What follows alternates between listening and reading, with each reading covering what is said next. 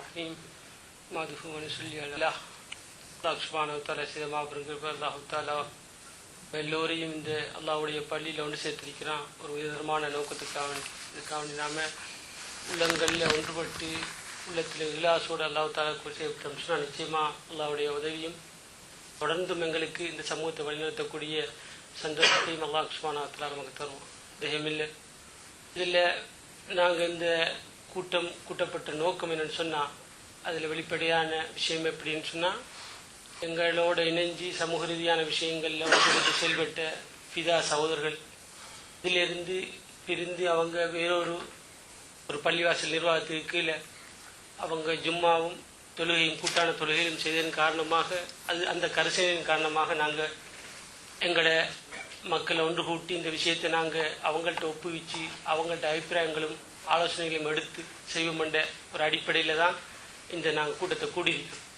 அல்ஹம்துலில்லாஹ் நீங்கள் உங்களோட நேரங்களை சிரமங்களை பார்க்காது பெருமதியான நேரங்களை நீங்கள் இதில் கொண்டு வந்து எங்களோட வந்து கலந்திருக்கிறீங்க. அல்லாஹ் தஆலா உங்களுக்கு ரஹ்மத் செய்வோம். அந்த விஷயத்தை நான் இன்ஷா அல்லாஹ் அது கடிதம் மூலமாக நாங்கள் அந்த விஷயங்களை நாங்கள் தெளிவுபடுத்துறதுக்கு அது ஒரு அறிக்கை மூலமாக அந்த விஷயங்களை நடந்த விஷயத்தை அப்படியே நாங்கள் ஒப்புவிக்கிறோம் இன்ஷா அல்லாஹ். அதை நீங்கள் விளக்கத்துக்கு பின்னால் உங்களுக்கு வரக்கூடிய அபிப்பிராயங்கள் ஆலோசனைகள் உலமாக்கள் இன்ஷா அல்லாஹ் அது சம்பந்தமான ஆதாரங்களோட உங்களோட விஷயங்களை உங்களோட பகிர்ந்து கொள்வாங்க. அதன் பின்னால் உங்களோட அபிப்பிராயங்கள் ஆலோசனைகளை சமூகத்துக்கு நலன்கிறது யாருடைய தனிப்பட்ட முறையில் உள்ள ஆசைகளுக்கோ தனிப்பட்ட ஒரு விஷயத்தை பூர்த்தி செய்கிறதுக்கோ ஒரு கொள்கைகளை பூர்த்தி செய்கிறதுக்கோ நாம் சமூகத்தினுடைய இதை யாரும் நாங்கள் அதை பழி கொடுக்க இயலாது. அதே நேரத்தில் வந்து சமூகத்துடைய விஷயத்தில் நாம் எல்லாரும் பொறுப்பு. நிச்சயமாக நாளைக்கு அல்லாஹ் தஆலா எங்களோட குடும்பத்தில் நாங்கள் ஒரு தலைவராக இருக்கிறோம், அதுக்கு ஒரு பொறுப்பு இருக்குது. அதே போல் வந்து ஒரு சமூகத்துக்கு ஒரு தலைவராக இருக்கிறவங்களுக்கு ஒரு பொறுப்பு இருக்குது, நாட்டுக்கு ஒரு தலைவராக இருக்குது. நிச்சயமாக அல்லாஹ் இடத்துல எல்லா பொறுப்புகளுக்கும் நிச்சயமாக கேள்வி எனக்கு கேட்கப்படும் சில ஹதீஸில் தெளிவாக. அதனால் அந்த விஷயத்தில் சமூகத்துக்கு நாங்கள் ஒரு பொறுப்பு செல்ல வேண்டிய கடமை எனக்கும் என்னுடைய அந்த உறுப்பினர்களுக்கும் பங்கு இருக்குது. அதே போல் ஆலிம்களுக்கும் அந்த பங்கு இருக்குது. அதன் காரணமாக அந்த விஷயங்களில் ஒருத்தருடைய பங்குகளையும் இன்ஷா அல்லாஹ் விளங்கப்படுத்துவாங்க. அதன் கட்டமாக தலைவருடைய முறையில் நான் இன்ஷா அல்லாஹ் என்னுடைய இந்த விஷயங்களை நான் உங்களுக்கு ஒப்பிக்கிறேன் இன்ஷா அல்லாஹ். அதன் பின்னால் மற்றவங்க தொடர்பாக விஷயங்கள். பிஸ்மில்லாஹிர் ரஹ்மானிர் ரஹீம்.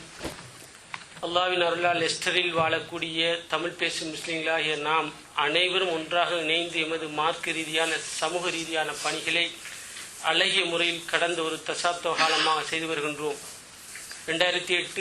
2008ஆம் ஆண்டு முதல் ஸ்ரீலங்கா முஸ்லீம் ஃபவுண்டேஷன் லெஸ்டர் என்ற பெயரை பெற்றுக்கொண்ட எமது அமைப்பானது அல் குர்ஆன் அல் ஹதீஸ் படி அமைந்த யாப்பின் பிரகாரம் இயங்கி வருகின்றது. இதன் பிரகாரம் மஸ்ஜிதுல் அப்ரார் என்ற பள்ளிவாசலை அமைத்து அங்கே எந்தவித ஷிர்க் பித்அத் அனுஷ்டானங்களும் மற்ற விதத்தில் மார்க்க பணிகளை இந்நாள் வரை செய்து வருகின்றோம். தமிழ் பேசும் முஸ்லிம்களாகிய நாங்கள் பல ஊர்களையும் பிரதேசங்களையும் நாடுகளையும் தேசியங்களையும் நிறங்களையும் மொழிகளையும் பிரதித்துவம் செய்வதைப் போலவே இஸ்லாமிய வாழ்வு முறையை எமது வாழ்வில் சம்பூர்ணமாக கொண்டு வர வேண்டும் என்ற நோக்கத்தோடு உழைத்து வருகின்ற இயக்கங்களின் அமைப்புகளின் இஸ்லாமிய சிந்தனை பிரிவுகளின் பிரதிநிதிகளாகவும் இருக்கின்றோம். மேற்படி பேதங்கள் எதுவும் நாம் ஈமானிய இஸ்லாமிய சகோதரர்கள் என்ற அடிப்படையை விட்டும் எம்மை பிளவுபடுத்தவோ பிரிக்கவோ நாம் கொஞ்சமும் இடம் கொடுக்கவில்லை. இயக்க பேதமின்றி சகல வசதிகளையும் அனைவருக்கும் வழங்கி வருகின்றோம். இருந்த போதிலும் பிதா என்ற பெயரில் தனிப்பட்ட பணிகளை செய்து வந்த சகோதரர்கள் சிலர் மஸ்ஜிதுல் அப்ராரிலிருந்து சுமார் 200 யார் தூரத்தில் உள்ள ஹுசைனி மஸ்ஜித்தை பெற்ற செய்தியை அறிந்து மஸ்ஜிதுல் அப்ராரின் நிர்வாக சபை பிதா சகோதரர்களை அழைத்து பேச்சுவார்த்தையை நடத்தியது. ஸ்ரீலங்கா முஸ்லீம் ஃபவுண்டேஷன் லெஸ்டருக்கும் பிதாவுக்கும் இடையிலான இந்த பேச்சுவார்த்தையின் போது ஸ்ரீலங்கா முஸ்லீம் ஃபவுண்டேஷன் லெஸ்டரின் அலாதியான பேச்சுவார்த்தைகளை ஆரம்பிப்பதற்கான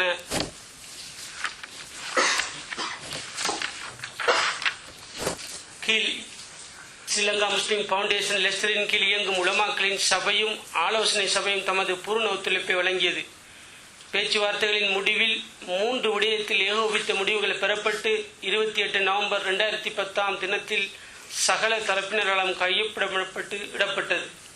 அவையாவன: முதலாவது, ஸ்ரீலங்கா முஸ்லீம் ஃபவுண்டேஷன் லெஸ்டர் யாப்பின் அத்தியாயம் 5 குறிப்பிடுவதாவது: ஸ்ரீலங்கா முஸ்லீம் ஃபவுண்டேஷன் லெஸ்டர் அமைப்பின் பணியான குர்ஆன் சுன்னா சஹி ஹதீஸ் அடிப்படையில் தனிநபர் குடும்பம் சமூகம் ஒன்றினை உருவாக்குவது அதன் உயரிய நோக்கமாகும். மேற்கூறிய நோக்கத்தை ஸ்ரீலங்கா முஸ்லிம் ஃபவுண்டேஷன் நிர்வாகம் மீறும் பட்சத்தில் ஒரு தனி நபருக்கோ குழுவுக்கோ தெளிவான ஆதாரங்களை சமர்ப்பித்து பொதுக்கூட்டமைப்பில் இருந்து விலகி தமது நிலைப்பாட்டினை அமுல்படுத்துவதற்கு அனுமதி உண்டு. இந்த 3 விஷயம் மெயினான விஷயம், இதை கவனிச்சுக்கலுங்க. இந்த விஷயங்கள். 2வது, லெஸ்டர் மற்றும் அதனை சூழ வாழும் தமிழ் பேசும் முஸ்லிம் சமூகம் ஒரு மஸ்ஜிதின் தலைமைத்துவத்திற்கு கீழ் கட்டுப்பட்டு செயல்படுதல். 3, ஸ்ரீலங்கா முஸ்லிம் ஃபவுண்டேஷன் நிர்வாகம் தமது தலைமைத்துவத்திற்கு கீழுள்ள அமைப்புகளுடன் ஒற்றுமையாக செயல்படுவதுடன் அவ்வமைப்புகளின் தனிப்பட்ட விவகாரங்களில் தலையிடுவதில்லை. ஸ்ரீலங்கா முஸ்லிம் ஃபவுண்டேஷன் லெஸ்டரில் 2வது பொது சபையும் புதிய நிர்வாக சபை தெரிவும் 2011ஆம் ஆண்டு பிப்ரவரி மாதம் 27ஆம் நாளில் இடம்பெற்றது. இந்த நாள் வரையும் எமக்கு பூர்ண ஒத்துழைப்பை சகல வழிகளிலும் தந்து கொண்டிருந்த பிதா சகோதரர்கள் பொது சபைக்கு சமூகம் தந்த போதிலும் நிர்வாக சபை தெரிவிலோ இதர பிரேரிப்பு ஆமோதிப்புகளிலோ முற்றுமுழுமையாக கலந்து கொள்ளவில்லை. துரதிருஷ்டவசமாக மார்ச் 2011ஆம் ஆண்டு முதல் பிதா அமைப்பினர் ஐவேளை தொழுகைகளையும் அதனை தொடர்ந்து வந்த ஜும்மா தினத்திலிருந்து குதுபா மற்றும் தொழுகை ஆகியவற்றையும் ஸ்ரீலங்கா முஸ்லிம் ஃபவுண்டேஷன் லெஸ்டரின் மஸ்ஜிதுல் அப்ராரில் பிரிந்து போய் நின்று நிறைவேற்றினர்.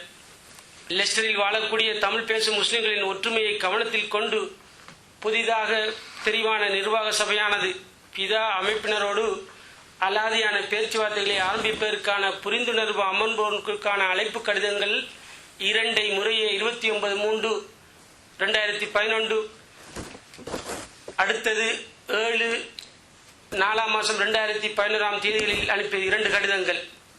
ஆக்க கடிதங்களாவன கடிதம் 1, முதலாவது அந்த கடிதத்துக்குரிய என்ன கடிதம் அனுப்பணுமோ அந்த சம்பந்தமாக அந்த கடிதத்தை அத்தனையும் உங்களுக்கு சமர்ப்பிக்கிறோம். புரிந்துணர்வு அமர்வு ஒன்றுக்கான அழைப்பிதழ். கடந்த 27/2/2011 தேதி சகோதரர் நசீர் தலைமையிலான புதிய கொமிட்டி பள்ளிவாசல் நிர்வாகத்தை பொறுப்படுத்தது தாங்கள் அறிவீர்கள். 29/3/2011ஆம் ஆண்டு தேதி நடைபெற்ற கமிட்டி கூட்டத்தில் முன்னை நாள் கமிட்டிக்கும் பிதா சென்டருக்கும் இடையில் கடந்த நவம்பர் 2010 நடைபெற்ற பேச்சுவார்த்தை தொடர்பாக முதன்முறையாக ஆராயப்பட்டது. அதில் பின்வரும் தீர்மானங்கள் ஏகமனதாக நிறைவேற்றப்பட்டன.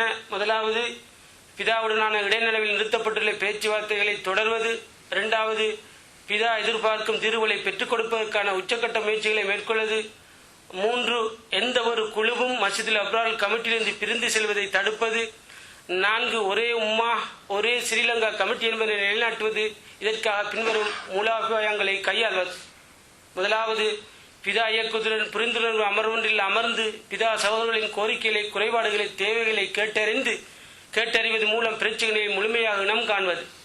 2வது, பிரச்சனைகளை பள்ளிவாசல் கமிட்டி, ஆலோசனை சபை, உலமா சபையின் பரிசீலனைக்கு சமர்ப்பிப்பது. தேவைப்படும் பட்சத்தில் ஜமாத்தினரின் கவனத்திற்கு கொண்டு வருவது. 3, இதன் மூலம் பிதா சகோதரர்களின் கோரிக்கைகளை வென்று கொடுப்பதற்கான சகல முயற்சிகளையும் மேற்கொள்வது. இத்தீர்மானத்தின்படி முதற்கட்டமாக பிதா சகோதரருடன் புரிந்துணர்வு அமர்வொன்றில் அமர்வதற்கு அழைப்பு விடுக்கின்றோம். இப்படிக்கு தலைவர் நசீர் முதலாவது கடிதம் அனுப்பினது. 2வது கடிதமும் பிதா சகோதரர்களுக்கு அனுப்பினது. 7/4/2011ஆம் ஆண்டு தேதியிடப்பட்ட ஒரு கடிதம் ஒன்று. 2வது கடிதம் தலையங்கம் புரிந்துணர்வு அமர்வு ஒன்றுக்கான அழைப்புதல். அஸ்ஸலாமு அலைக்கும். கடந்த 29/3/2011ஆம் தேதிய கமிட்டி கூட்டத்தின் தீர்மானத்தின்படி தங்களுக்கு புரிந்துணர்வுக்கான அழைப்புதல் கடிதம் ஒன்றை அனுப்பி வைத்தோம். 1 வார காலம் கடந்தும் தங்களிடமிருந்து பதில் எதுவும் கிடைக்கப்பெறவில்லை. 3/4/2011ஆம் தேதி கமிட்டி கூட்டத்தில் தங்களுக்கு மீண்டும் ஒரு ஞாபக கடிதம் அனுப்பப்பட வேண்டும் என்று ஏகமனதாக தீர்மானம் நிறைவேற்றப்பட்டது. எப்படியும் பிதா சகோதரர்களுடன் சமாதானம் செய்து கொள்ளப்பட வேண்டும், பிரிவினை தவிர்க்கப்பட வேண்டும், அதற்கான உச்சகட்ட முயற்சிகள் மேற்கொள்ளப்பட வேண்டும் என்ற கடப்பாடு புதிய கமிட்டிக்கு உண்டு என்ற அடிப்படையில் பேச்சுவார்த்தைக்கான சூழல் ஒன்றை உருவாக்குவதே அந்த புரிந்துணர்வு அமர்வின் நோக்கமாகும். புதிதாக நியமனம் பெற்ற கமிட்டி என்பதால் பிதா எதிர்பார்க்கும் தீர்வுகளை பெற்றுக் கொடுப்பதற்காக பிதாவின் கோரிக்கைகளை முழுமையாக உள்வாங்குவதற்கான தேவை எமக்குண்டு என்பதை தாங்கள் நன்கு அறிவீர்கள்.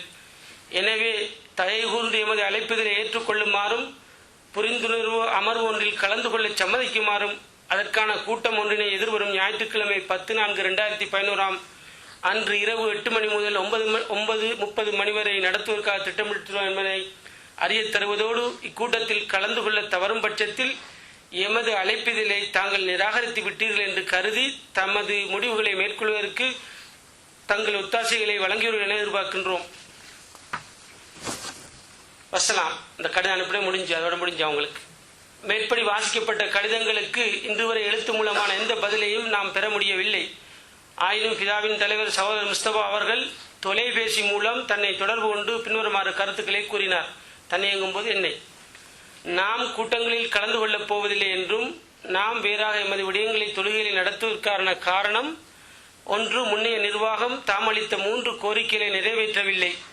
இரண்டாவது, நாம் ஒற்றுமையை கருதிய விடயங்களை செய்வதாகவும் 3, நாம் மஸ்ஜிதுல் அப்ரார் விடயங்களில் தலையிடப் போவதில்லை. இந்த 3 விஷயங்களை தொலைபேசி மூலமாக எனக்கு அவர் சொன்னார் என்ற பதிலை பெற்றதன் பின்னர் இந்த இடத்தில் தான் விசேஷ பொதுக்கூட்டத்தை கூட்டி மக்களின் கருத்துக்கள் மற்றும் உலமா சபையின் கருத்துக்களை உள்வாங்கி காத்திரமான ஒரு முடிவுக்கு வருவது காலத்தின் தேவை என கருதி இந்த அவசர கால பொதுக்கூட்டத்தை ஏற்பாடு செய்தோம். ஸ்ரீலங்கா முஸ்லிம் ஃபவுண்டேஷன் லெஸ்டரின் செய்தியாக நாம் கூறுவதெல்லாம் அல் குர்ஆன் அல் ஹதீஸின் அடிப்படையில் தனிநபர் குடும்பம் ஒற்றுமையான சமூகம் ஒன்றினை உருவாக்குவது எமது உயரிய நோக்கமாகும். இந்த நோக்கத்தை அடிப்படையாக கொண்ட நாம் ஒரு மஸ்ஜிதின் கீழ் எமது தமிழ் பேசும் முஸ்லிம் சகோதரர்களை ஒன்றிணைப்பதற்கு எமது வாயில்களை எப்பொழுதும் திறந்து வைத்துள்ளோம். இன்ஷா அல்லாஹ் தொடர்ந்தும் திறந்து வைப்போம். எந்தவிதமான தயக்கமும் இல்லை. ஜஸாக்கல். இன்ஷா அல்லாஹ் இந்த அவங்களுக்கு அவங்களோட இந்த விஷயங்கள் அனுப்பப்பட்ட கடிதங்கள், அவங்க சொன்ன பதில்கள், சகோதரர்கள் சொன்ன பிதா சகோதரர் சொன்ன பதில்கள் அத்தனையும் இதில் எழுத்து மூலமாக நாங்கள் உங்களுக்கு சமர்ப்பித்தோம். இன்ஷா அல்லாஹ் இந்த விஷயம், இந்த தொழுகை ஜும்மாவுடைய விஷயங்கள் அவங்க பிரிஞ்சு போய் செய்ததன் விஷயமாக சில மார்க்கத்தோடு சம்பந்தப்பட்ட விஷயங்கள் இன்ஷா அல்லாஹ் உலமா தலைவர் என்ற விஷயத்தில் உலமா சபைக்கு நாங்கள் விடுறோம். இன்ஷா அல்லாஹ் அவங்க சில விஷயங்களை அவங்களோட பகிர்ந்து கொள்வாங்க. இன்ஷா அல்லாஹ்.